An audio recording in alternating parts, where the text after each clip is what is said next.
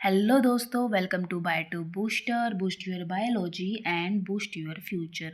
हम पढ़ रहे हैं इकोनॉमिक बॉटनी और आज का उसमें जो टॉपिक है वो है जूट।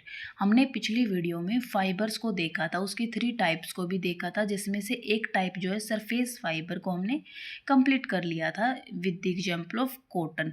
आज हम पढ़ने वाले हैं सेकेंड्स फाइबर के बारे में, जो कि है बास्ट फाइबर और इसका एग्जाम्पल है जूट। तो आज हम जूट के बारे में पढ़ने वाले हैं। तो जो जूट का बोटेनिकल नेम होता है वो होता है कार्कोरस कैप्सुलैरिज, और इसका कई नाम होते हैं, मतलब कि इसके और भी नाम होते हैं, कई प्रकार के जूट होते हैं, तो उसके हिसाब से इसके नाम होते हैं बोटेनिकल। दूसरा नाम है कार्कोरस ओलियोटेरिस। फैमिली इसकी टिलिएशी होती है या कैनाबिनेसी भी बोल सकते हैं। और जो हमने बात करी है कि जो फाइबर है किस प्रकार का फाइबर है, ये बास्ट फाइबर है। जो हमारा जूट है इसका ओरिजिन देख लेते हैं, श्रीलंका और मलेशिया से है, और जो इंडिया और बांग्लादेश है वो मेजर प्रोड्यूसर होते हैं जूट की। फिर हम बात करते हैं डिस्ट्रीब्यूशन के, यहाँ की कहाँ कहाँ पे डिस्ट्रीब्यूट है।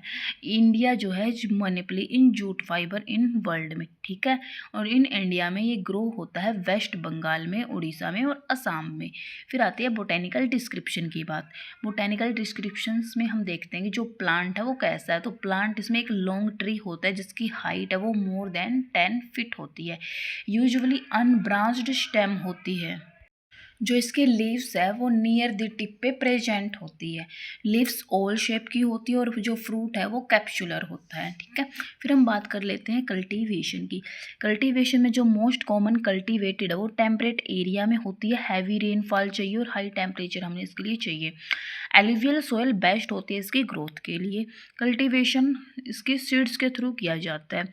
सीड को हम ग्रो करते हैं वेरी डेंस एरिया में to carry more plants in a small area, ठीक है। जो इंडिया में एलुवियल सोयल है वो आपको गंगेटिक एंड ब्रह्मपुत्रा रिवर के आसपास मिलेगी, और यही क्या है, मैक्सिमम प्रोड्यूसर होते हैं जूट का।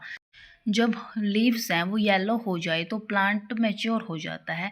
अर्ली मैच्योरिंग प्लांट में लेस प्रोडक्शन होता है, लेकिन जो हाई क्वालिटी का फाइबर है वो अर्ली मैच्योरिंग प्लांट में ही मिलेगा। प्लांट को कट करते हैं हम बेस से। फिर आती है इसकी प्रोसेसिंग की बात।